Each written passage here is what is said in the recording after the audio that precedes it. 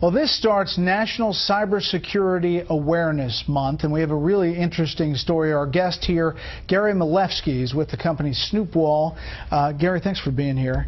It's an interesting and alarming story that you have about this study.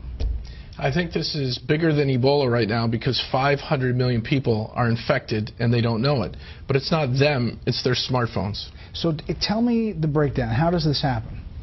So let me give you an example. If you went to the hardware store, you'd buy a flashlight and you'd turn it on and you'd use it to find your car keys at night or to do some work. We've all installed a flashlight app on our phones. This is the app that you put on and it just goes up. It's a flashlight. Exactly.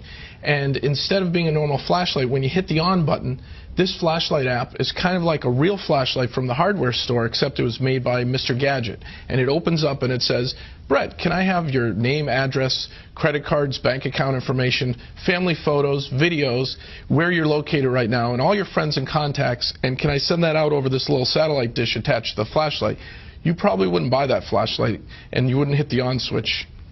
But that's what's happening? That's what's happening. The top 10 flashlight apps today that you can download from the Google Play Store are all malware. They're malicious, they're spying, they're snooping, and they're stealing. So where does that information go? What happens to it? So I've been tracking down where it goes, and I've found 3 countries so far: China, India, and Russia. And they use it for various purposes, I guess? They use it pretty much, it seems, for criminal purposes, but if a nation state wants to collect a lot of information on Americans, this is a great way to do it because everybody installs a flashlight app. So what do you tell people? Don't install flashlight apps, period? In some cases, you actually have to not only uninstall it, but you have to factory reset your phone because they install Trojans that when you uninstall some of these flashlight apps, the Trojans are still installed, waiting to run and operate in the background while you're doing important things like mobile banking or reading your contacts list and things like that.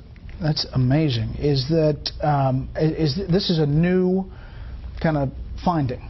It's a new finding. So at SPYWARE, I had my team do a vulnerability assessment of the top 10 flashlight apps, and we created a threat report which we put on our website that shows that because this is the most downloaded app, I was always wondering why things were happening in an odd way on my phone where my GPS was being activated and my contact list. So I had my team look into it, and we discovered this. This is brand new information. Top 10 flashlight apps, 500 million downloads, all acting in a very malicious way. So if you're telling somebody now, what would you tell them to do? Drop that app and restart your phone? Drop the app, go back to where you bought your phone and ask them for help on a factory reset. Back up your contacts before you do a factory reset. Back up just core information that's important to you, maybe some family photos and your contacts list.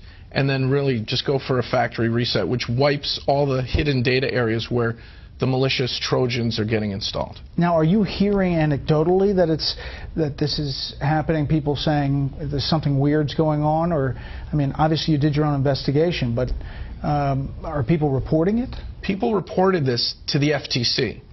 And the #2 flashlight app was sued by the FTC, and they just recently settled. They had 50 million downloads at the time, and Brightest Flashlight, which most of us have on our smartphones, had to, in the settlement, agree to put up a privacy policy before you run their app. The privacy policy, Brett, is 25 pages of legalese saying, yes, we spy on you, yes, we geolocate you, yes, we want your mobile data off your phone. We want all this info, accept or don't run our app. And most people don't read it, and they hit accept. That was their settlement with the FTC.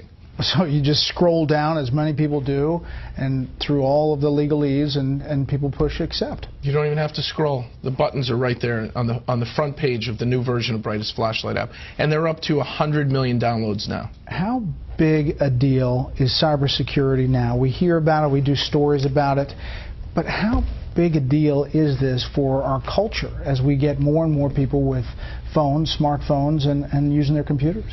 I'm worried about kids, teenagers, families that, you give your kid an iPad or a Droid tablet and you let them play, and they install apps that do these things, that geolocate your children. And if they're online predators or cyber criminals, they're going to get at our families because this is the back door into our homes. and even into our businesses because we've installed malware and not known about it. So you would recommend going to the hardware store and getting the flashlight instead of actually getting the app? Get a real flashlight, or look for a flashlight app that's under 100 kilobytes, because the ones that spy on you, it tells you their file size, they're 1.2 megabytes to 5 megabytes. Those are big files to just turn the light on and off. So if you find a really, really tiny flashlight app, a privacy flashlight, you'll be safe. Wow, that is unbelievable news, and thank you for coming in. Again, the website? SnoopWall.com. Okay. Gary, thanks a lot. Brett, thank you.